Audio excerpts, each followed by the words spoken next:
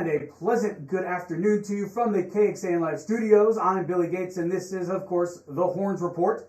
And with me, as always, is KXAN Sports Director Roger Wallace. And Roger, let's get right into this. We're going to talk basketball here, predominantly both men's and women's. And we'll start with the men's basketball team. This is more footage from the game we have footage from, the West Virginia game that was here a couple weeks ago. They played one game last week, kind of get blasted by Houston. Houston is extremely tough at home. Kind of could see that one coming.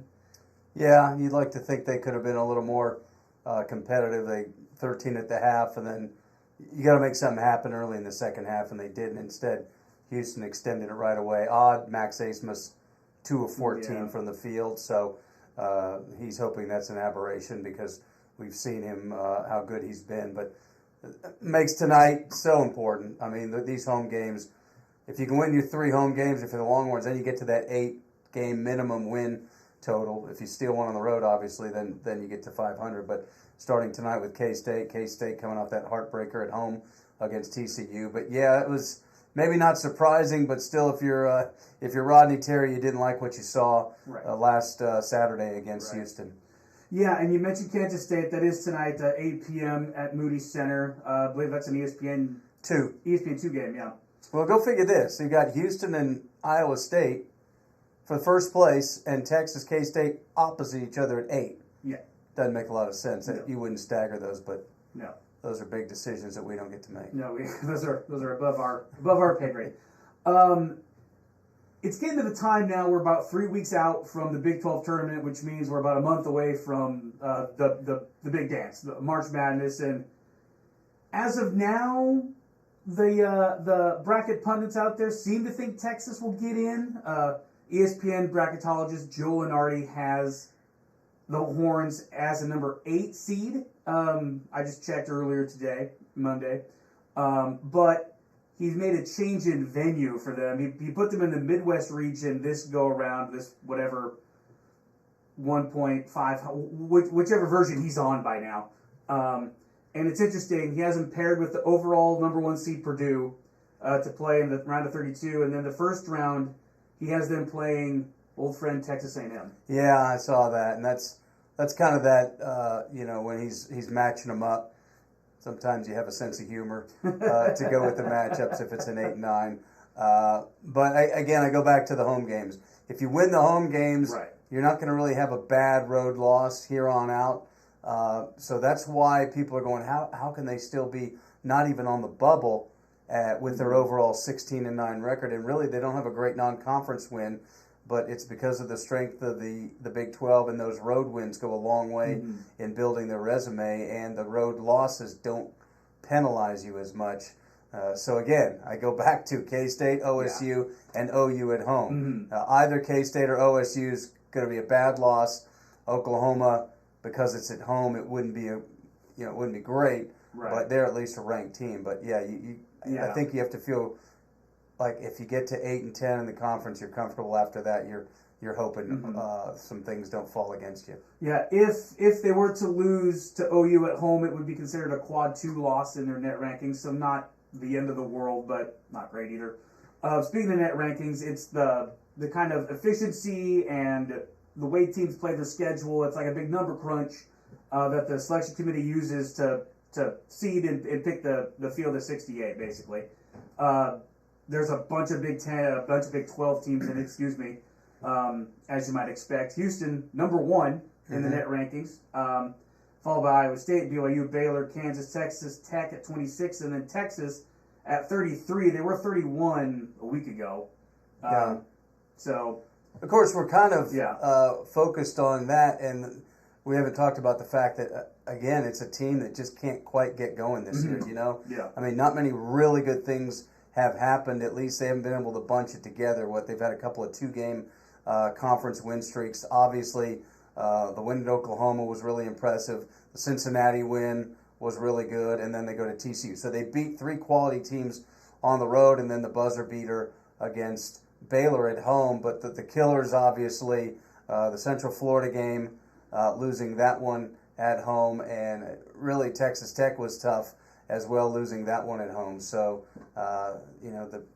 it just hasn't. It's like they can't quite get out of second gear this season. Yeah, and that UCF loss was a quad 3 loss, and that is considered a bad loss as far as the net rankings are concerned. So that's not good. Yeah, and the one at West Virginia to open things up was not good. Yeah, you can forgive them a little bit because it's a road game.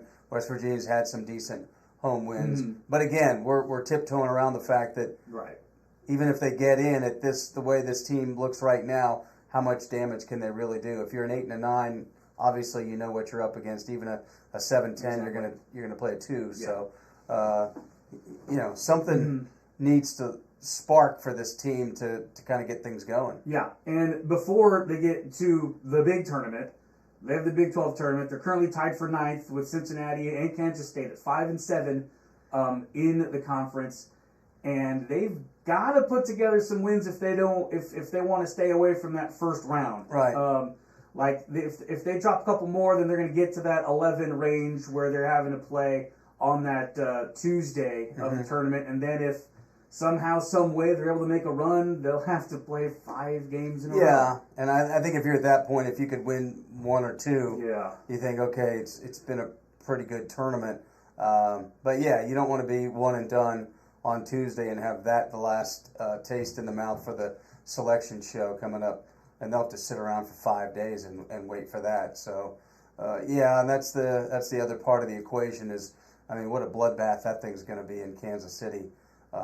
With this conference, regardless of who, is last 2 teams standing, it's just going to be a war of attrition up there. And then, the Big 12 should say we need all our teams to play on Friday the tournament because we need as much rest as possible after going through what they're going to go through up there. Yeah. So tonight, UT men take on Kansas State 8 p.m. ESPN2 at the Moody Center. And now we'll go over to the women's side here real quickly. Let me get the video up. Let's see. I wish this would be smoother. There we go. There's some Iowa State video from the women's team. That big win they had here at home. Just a really nice game. I thought from everybody. They had offense from just about every starter and even some stuff off the bench. Yeah, and you're seeing Shaylee Gonzalez right here. I think that's somebody that Vic Schaefer is hoping will do what she did Saturday, and that's get going offensively. That's her biggest strength is putting up points, spreading the floor a little bit. But yeah, that was a solid effort after 2 road wins against teams they should have beaten, and they did rather handily in TCU and Houston. And now 2 more, Billy, where, again, should. And I'm talking about Texas Tech on Wednesday. They handled them out in Lubbock. And then at Central Florida on Saturday. So that all points to a week from Wednesday in Norman, where now they're just a game behind Oklahoma, assuming they can take care of business. That could be for a piece of the championship again. Yeah, and they are currently tied for second in the Big 12 standings at 11-3, tied with West Virginia and Kansas State. Oklahoma's still got a game on everybody, but when you look at the net rankings, they're not as predominantly used for the women's selection committee as they are the men's. However, the computer number crunch doesn't like Oklahoma.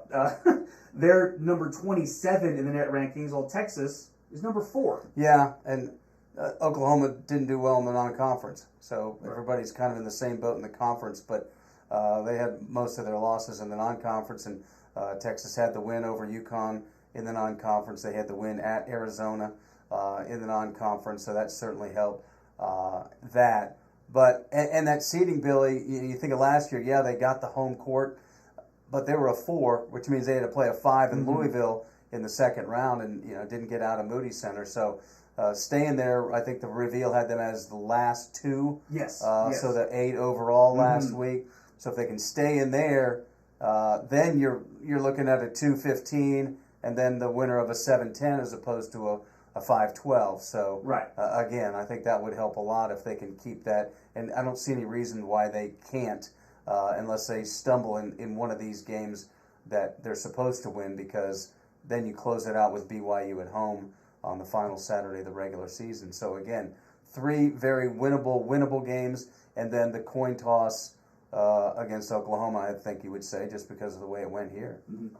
Yeah, and like you mentioned last year's NCAA tournament for the women's side. I mean, Louisville had to have been the best 5 seed No doubt. in quite some time with Haley Van Lith, and Yeah. that was, man. Yeah, they flirted with being top 10, Ooh, and yeah. all of a sudden they fell off, and then they came to Moody and took care of Texas pretty handily from start to finish. So women's tournament's interesting because not only you have the home court for the first 2 rounds, but then you have the double regional where you're going to have 2 Final Four teams coming out of one city. This year it's Portland and Albany, New York.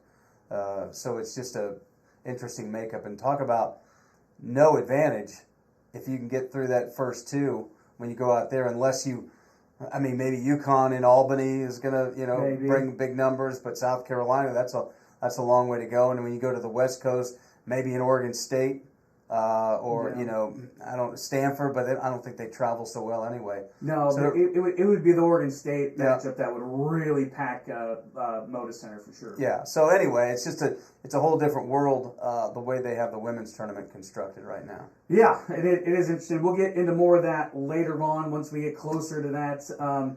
Like Roger mentioned, a women's team, they've got Texas Tech coming up at home on Wednesday, and then they're in Orlando to take on UCF Saturday. All right, well, we're going to end it right there. Again, UT men's tonight, Kansas State, Moody Center, 8 p.m., Yep. ESPN 2. So we'll stop it there.